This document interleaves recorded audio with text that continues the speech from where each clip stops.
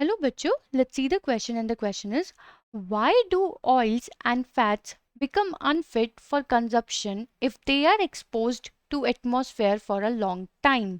हमसे यहाँ पे क्वेश्चन में पूछा जा रहा है बच्चों कि अगर हम ऑयल एंड फैट्स को बहुत लंबे टाइम के लिए एटमॉस्फेयर में एक्सपोज कर दे तो वो खाने के लिए या फिर यूज करने के लिए अनफिट हो जाते हैं, ऐसा क्यों। तो let's see the key concept for this question बच्चों। तो बेसिकली बच्चों यहाँ बात हो रही है एक इम्पॉर्टेंट टॉपिक या फिर एक इम्पॉर्टेंट टर्म की जिसको हम बोलते हैं रेंसिडिटी। बेसिकली बच्चों रेंसिडिटी क्या होती है? रेंसिडिटी का मतलब होता है ऑक्सीडेशन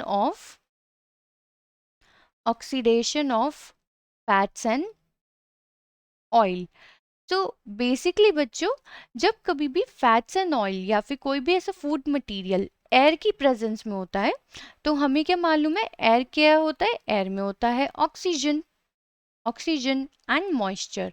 तो ऑक्सीजन एंड मॉइस्चर की प्रेजेंस में ऑक्सीडेशन हो जाता है किसका? Oxidation of fats and oil and उसकी वजह से they become unfit in the consumption. Unfit in the consumption.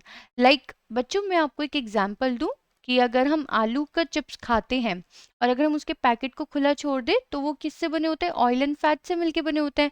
And after some time अगर आप उसे खाने जाओ तो वो उतना क्रिस्पी या वो टेस्ट नहीं होता। क्यों?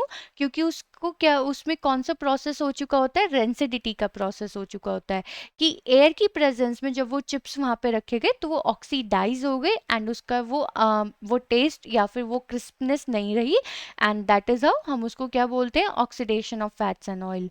आई होप बच्चों आपको इस क्वेश्चन का आंसर मिल गया होगा। Thank you.